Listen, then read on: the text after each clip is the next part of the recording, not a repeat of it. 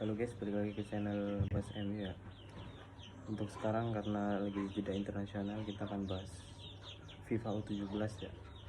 Untuk Indonesia sendiri, dia tergabung di grup A. Kemarin Indonesia bermain imbang ya, 1-1 lawan Panama, dan sebelumnya juga bermain imbang 1-1 lawan Ekuador. Dan Indonesia duduk peringkat ketiga dengan 2 poin. Peringkat pertama itu Ekuador 4 poin, peringkat 2 Maroko 3 poin, dan peringkat terakhir itu Panama 1 poin. Jadi untuk grup A ini masing-masing masih terbuka kemungkinan untuk lolos, dan Indonesia pun harus menang ya untuk menghadapi Maroko nanti, karena kalau imbang poin Indonesia 3, walaupun Ekuador kalah pun poinnya 4. Kita jadi juru kunci, kuncinya harus menang.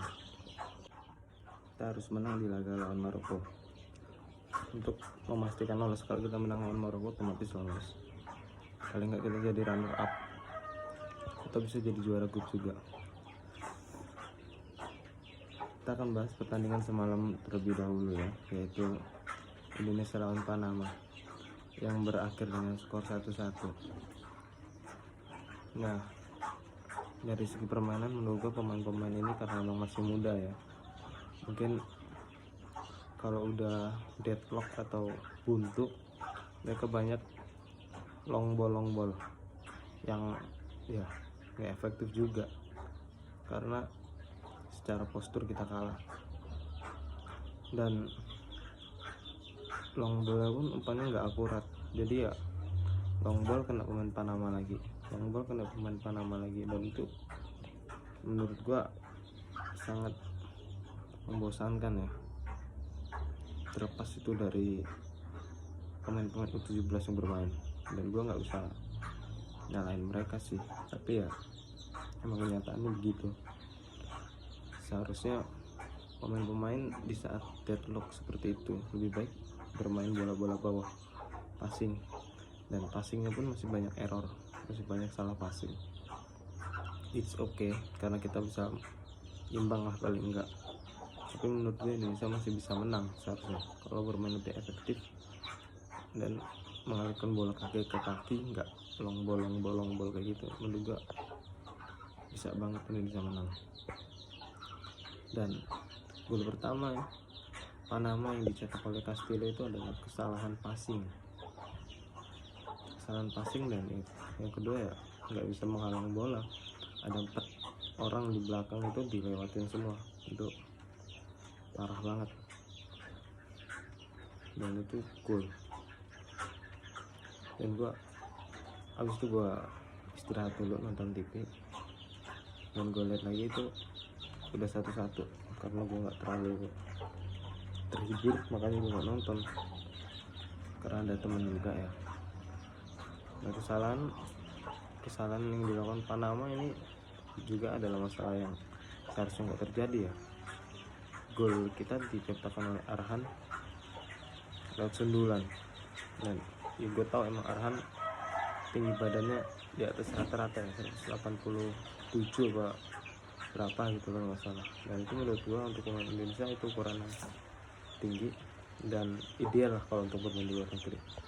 Dan banyak banget yang ganggu, suara ayam, suara ini banyak banget. Maaf kalau suaranya nggak jelas ya.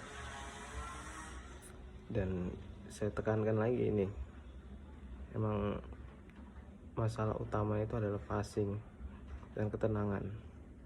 Kalau lu udah main passing itu emang butuh ketenangan.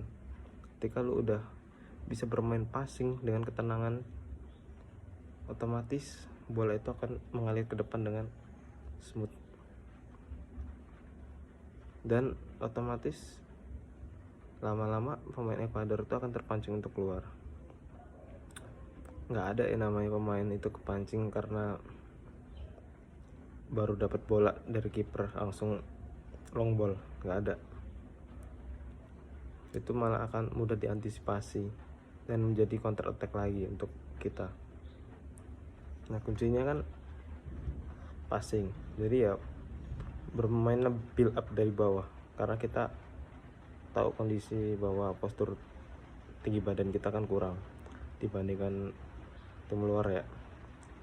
Jadi kita build up passing dari bawah, butuh ketenangan, dan pemain-pemainnya juga harus jaraknya antar lini itu dideketin lagi. Jangan jauh-jauh banget kayak tadi malam, sumpah. Tadi malam itu mau ngoper juga pusing. Makanya akurasi passingnya itu jelek karena apa? Pemainnya nggak ada yang minta. Kalau nggak ada yang minta ya pemain juga pusing lah, di press dua pemain nggak ada yang minta ya otomatis kerebut kalau nggak back pass, dan pemain pun nggak keberaniannya nggak terlalu kuat untuk back pass, dan pemain juga keberanian untuk meminta bolanya itu juga masih kurang untuk cari ruang-ruang kosong deket. Bermain bola itu harus seperti itu. Kenapa? Ya gue nggak salahkan siapa-siapa di sini ya, karena emang waktu yang mepet dan ya umur mereka masih di bawah 17 tahun lah. It's okay. Ini kan berarti kan masih jadi PR besar gitu ya, kayak permainan passing kita ini kenapa kurang. Kalau timnas senior ini udah tertata, menurut gue udah rapih mainnya di orang untuk level timnas kita. Kalau U17 ini menurut gue ya main-main aja, maksudnya bisa mengimbangi dengan permainan yang seperti itu adalah prestasi besar ya. Dan untuk menghadapi Maroko, gue harap Coach Bima lebih menyuruh untuk pemainnya untuk build up dari bawah dan bermain passing ke passing untuk meminta bola, karena untuk memecahkan pertahanan dari Maroko tersebut bukanlah long ball, enggak, itu malah akan dihalau mudah dengan diorang karena postur tinggi badan mereka itu lebih tinggi dari kita.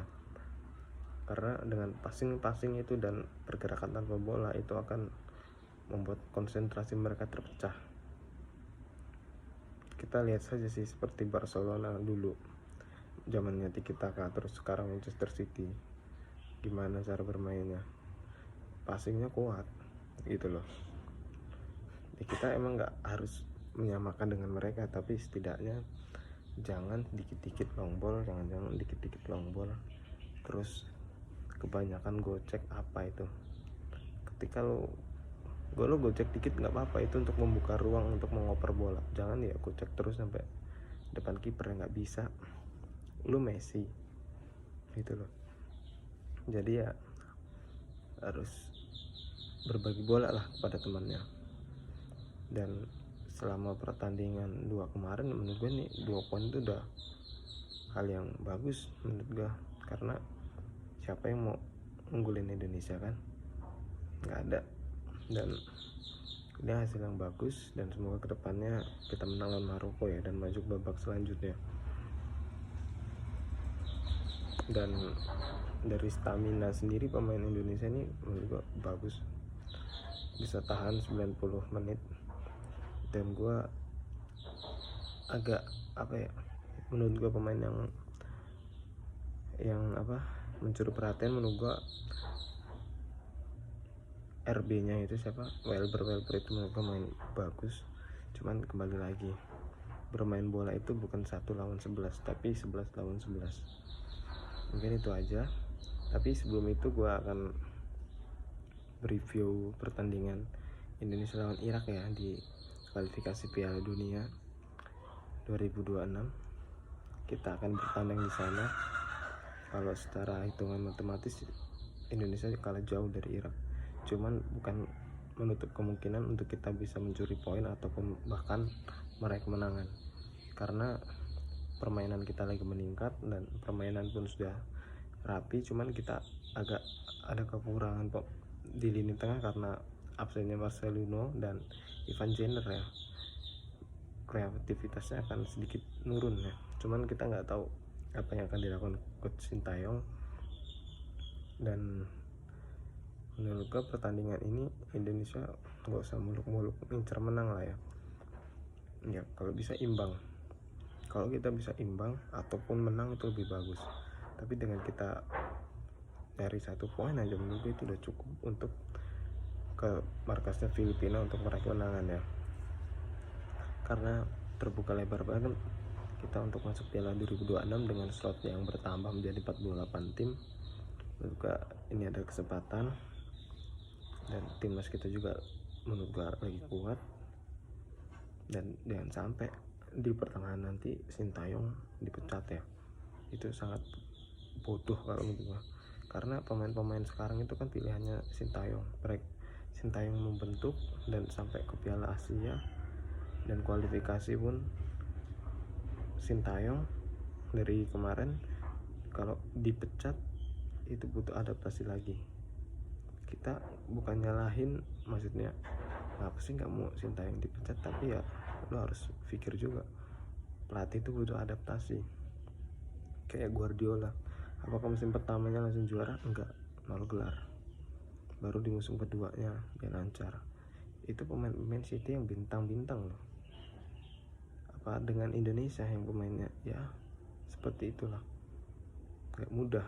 Jadi jangan terlalu wah nggak ada gelar, pecatlah.